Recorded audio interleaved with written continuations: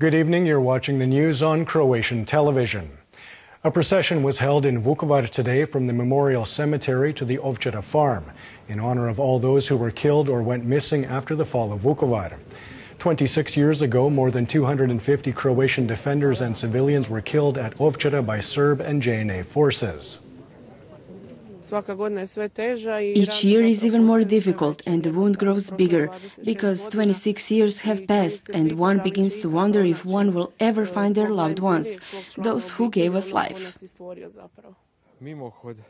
The procession is full of sadness and pain, the memory of our parents, the sacrifice Vukovar made, and at the same time, pride in all of them. As part of the Vukovar commemorations, Mass was held at the Velepromet concentration camp today. Some 10,000 Croatian soldiers and civilians were interred at the Serb-run concentration camp, of which more than 700 were killed. We have initiated a number of criminal suits, but nothing has ever come of them. I think the relevant Croatian institutions are not doing their jobs, or they have been given a directive to ignore this. It ends up looking like those of us who suffered are the criminals, and the ones who committed these crimes are not. There were kids 15 and 16 years old here. I was gang raped. I was 40 years old then. I don't think that there is anything more humiliating for a woman to experience that in this day and age. The memories are horrible. I don't like coming here, but I have to bear witness so long as I'm alive, because this must never be forgotten. We were abused, beaten, and questioned on a daily basis. Physical and psychological torture. It was simply impossible to endure. After rejecting all of the appeals submitted by the defense, the Zagreb County Court has announced that the investigation against the founder of the Agricola concern, Ivica Todorić, and the other suspects in the case has become official. From this moment on, the county branch of the state prosecutor's office can conduct all evidentiary proceedings it feels are relevant to this case, so that the investigation can be conducted and a decision be made as to what will happen with the accused. The deadlines are clearly defined. The investigation period cannot last more than 18 months. The decision now brings into question the work of Parliament's Agricola Investigative Commission. The parliamentary majority says that the law clearly states that the commission must be dissolved so as to not interfere with the criminal investigation. The opposition argues that it can only be dissolved by Parliament. The Commission will continue to work until Parliament dissolves it, and that is the only logical and only possible thing that can happen. We have a decision from Parliament, which is legally binding because the Parliament approved it, which obliges us in the Commission to work for the next 6 months, a little less now, and that we investigate those questions the Parliament has assigned us. Therefore, so long as that decision is in effect, we will continue our work.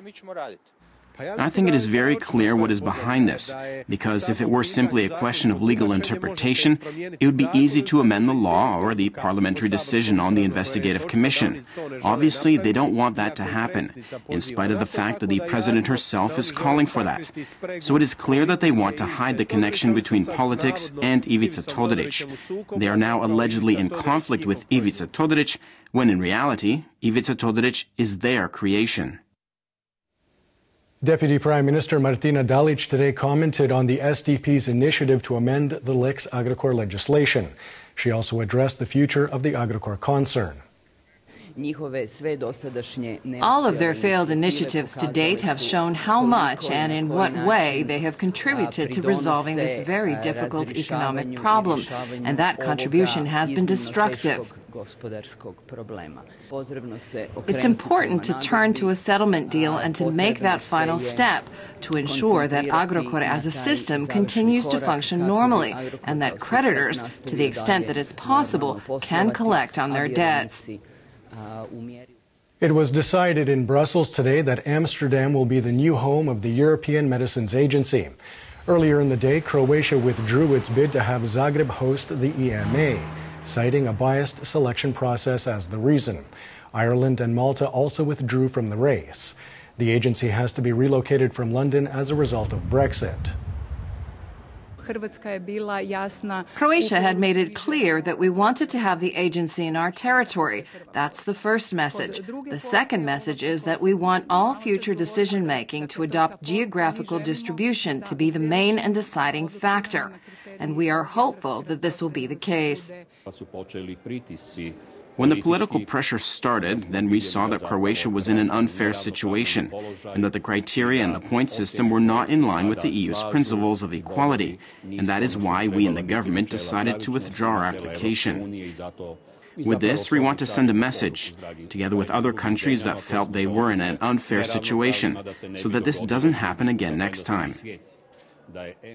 Foreign investors presented a white book on foreign investment in Croatia for 2017 today. They praised the government's tax reforms, but warned that legal insecurity and labor market flexibility remain a problem. However, they say the biggest problem they face is the local mentality. The biggest obstacle remains the mentality here. It saddens me that in 2017 we still hear people in Parliament warning of foreign investors coming to make profits. So, we don't want a golf course on Srđ. We don't want Peruća power plant. We don't want the Ombla power plant. We don't want a hot mix plant for asphalt. And according to the latest information, we no longer want the LNG terminal.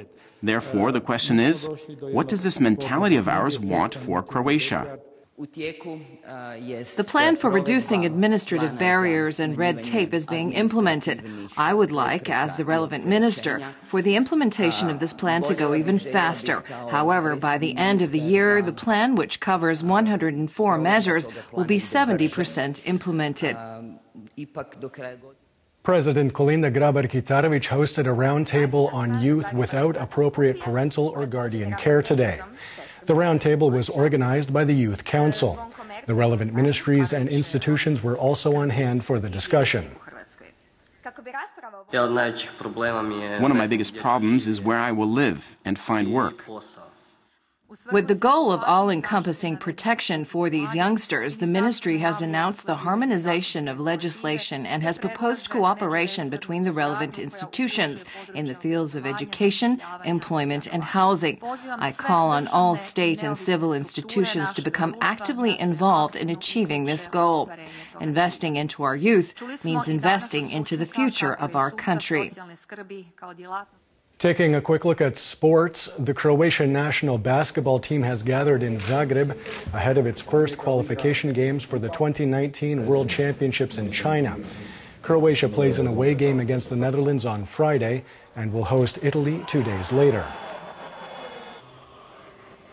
Meanwhile, in the NBA, Croatia's Bojan Bogdanović led the Indiana Pacers to a 120-95 win over the Miami Heat last night with 26 points. Left, third quarter. That's Bogdanović. Splash again.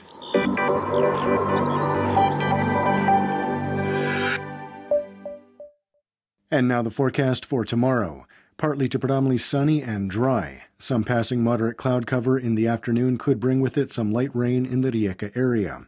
There's a chance of some morning fog and frost in the interior. There will be a mild to moderate southwesterly inland with a moderate to strong southeasterly and southwesterly on the coast. Morning lows of -2 to +2 degrees Celsius in the interior, 6 to 10 on the Adriatic, will give way to highs of 8 to 13 degrees inland, 13 to 16 on the coast. The 3-day forecast for the interior calls for partly sunny skies and predominantly dry and increasingly warm weather. Expect morning fog. The coast will see partly to predominantly sunny skies and relatively warm temperatures. There's a chance of some rain on the northern Adriatic, especially on Thursday. There will be a mild to moderate southeasterly and southwesterly.